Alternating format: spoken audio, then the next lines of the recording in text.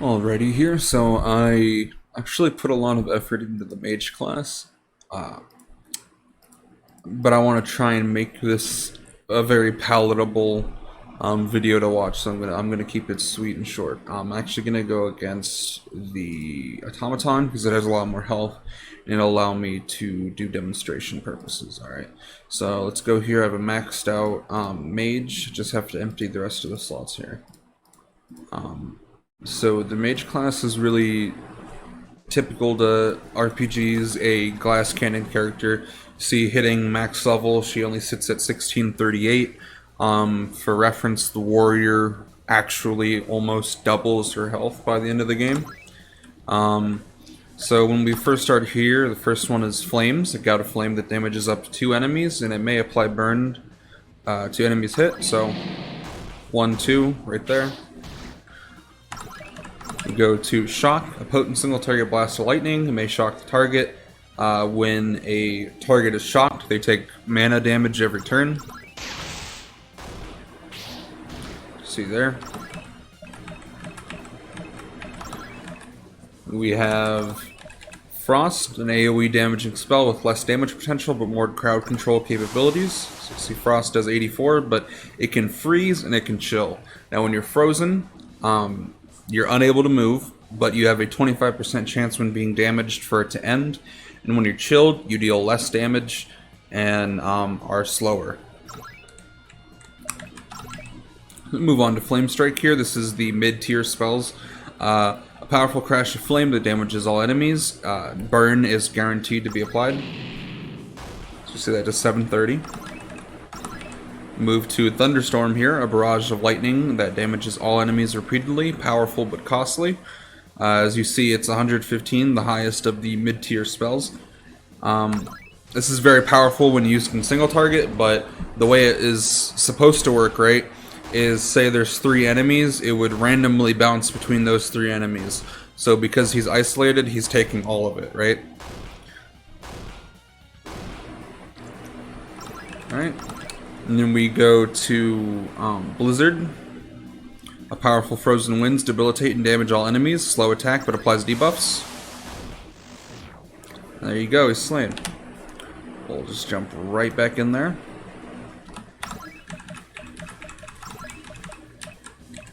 And then the next one is Volcanic Showers. This is your end game standard magic, right? Stuff that doesn't cost TP.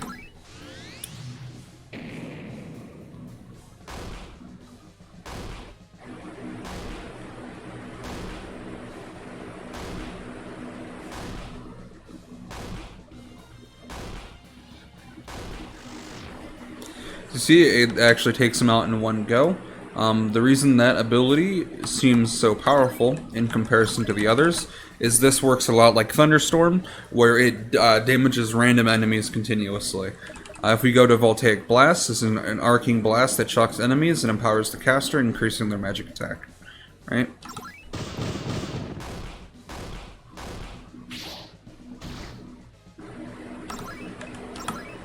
Alrighty.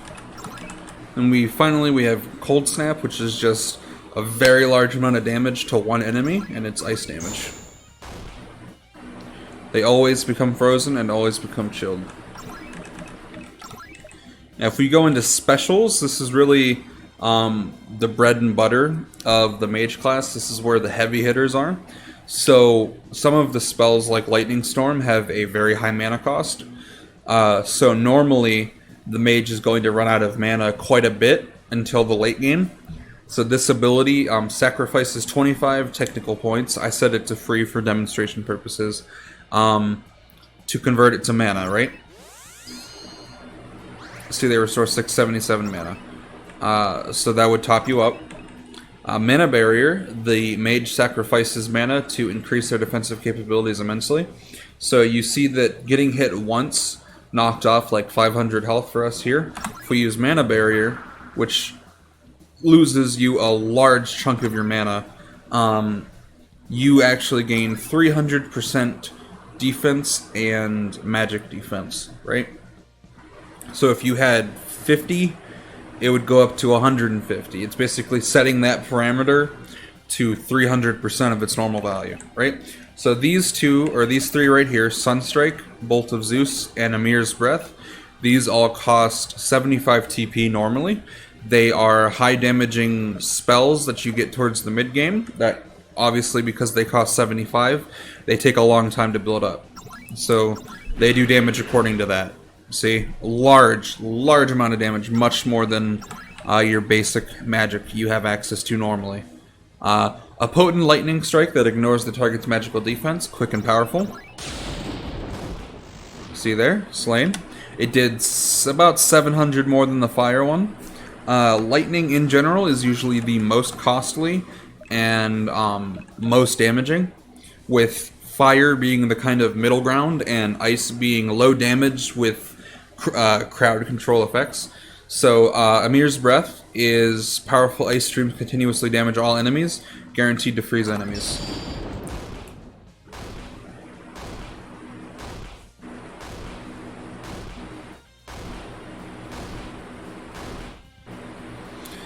So you see there, it's about 500-ish every time. It has some variance. So if you add that all up, that comes out to be about 4,500 to 5,000. So keeping up with the themes, it deals the least of all three, right? So Invoke Mana Stone, or Mana Zone, is the very potent version of Invoke Mana. It helps the entire team. It costs 100 TP usually. So these are kind of like ultimate ability level strength. Well, what this does, if we go over here, and I actually want to pull out my notes for these ones, so let's go here. If we go to Invoke Mana Stone, or Mana Zone, excuse me, it recovers your magic, your mana, and the formula is 15 times your level, plus your magic attack times 2. It also naturally restores 50% mana, and it adds the state Mana Zone. So if we go over to the states, and we go to Mana Zone, you're going to be regenerating 15% of your mana every turn, and your spells will cost 25% less mana than usual, right? So let's go in here. This is probably going to be the longest class video yet, just because I did put a lot of mechanics into this class. So you see Invoke Mana Zone, restore 1,000 mana, the gift of mana, right? So we know that Thunderstorm was 115 earlier, it's now 86.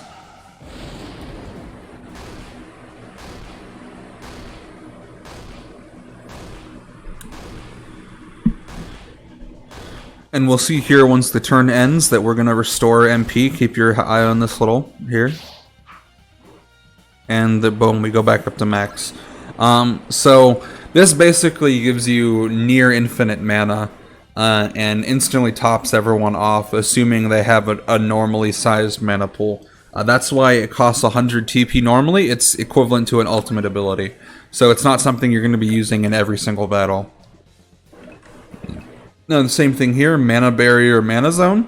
This would also cost 100 TP, and normally it would cost 325 mana, but it's being reduced by Invoke Mana Zone.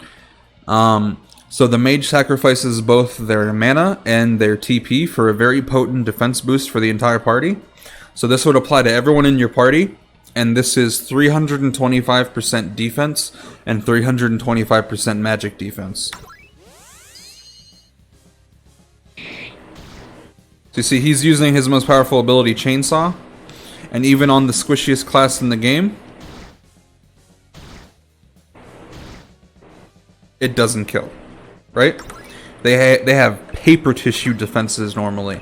That would have killed from 100 to 0 without Mana Zone, Mana Barrier. So now we go to Arcane Apotheosis. The mage awakens ancient power that increases their elemental capabilities and magic resistances. So, basically this is going to increase your magic power, and this is going to make you take half damage from all elements. Normally this costs 75.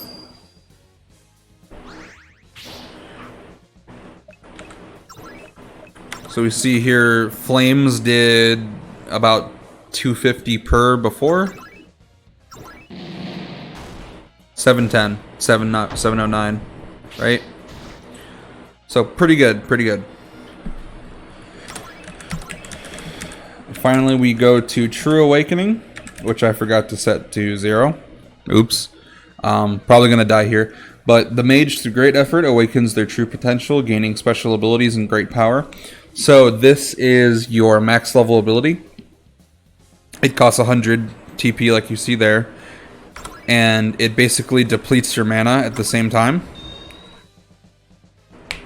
But see, the thing is, and this is really a comprehensive ability here, it awakens Apollo's Comet, Raijin's Wrath, and Skadi's Eternal Spear. So this would be, I'll just read them here. The purest form of lightning magic, tremendous damage to all enemies. The purest form of fire magic, massive damage that melts the enemy's defense and burns them. The purest form of ice magic, massive damage to all enemies, will freeze opponents as well as chill them. You see, I was able to do 3 spells there. And I'll get into why. It's gonna kill, but yeah. So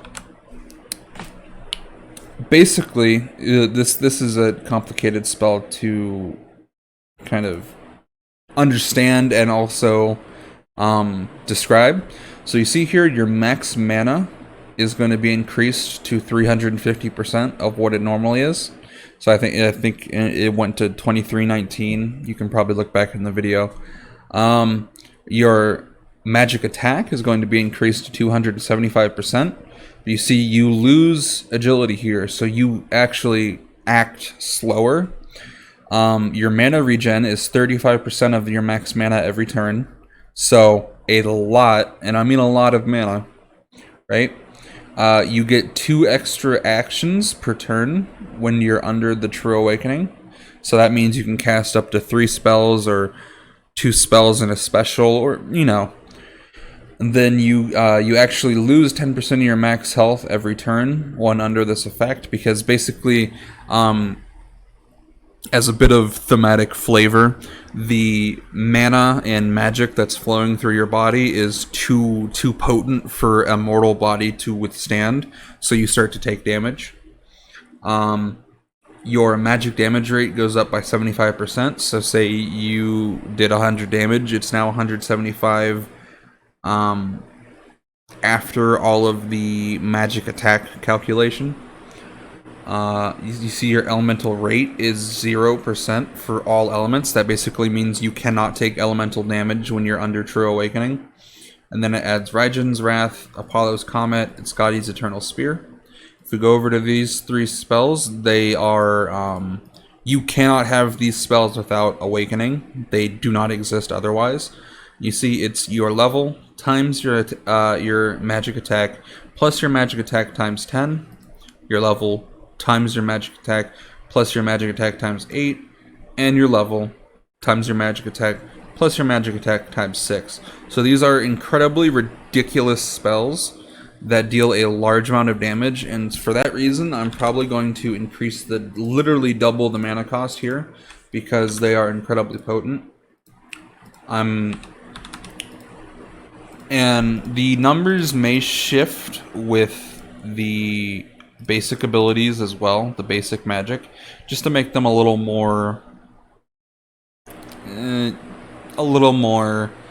costly for the late game mage, because in general the curve, if you go to the class here, the curve for mages is kind of they're weak-ish slash mediocre in the early game. The curve doesn't really portray that, but their scaling is weaker than other classes. For example, like the Flames spell deals less damage than the Rogue's Cheap Kick spell, right?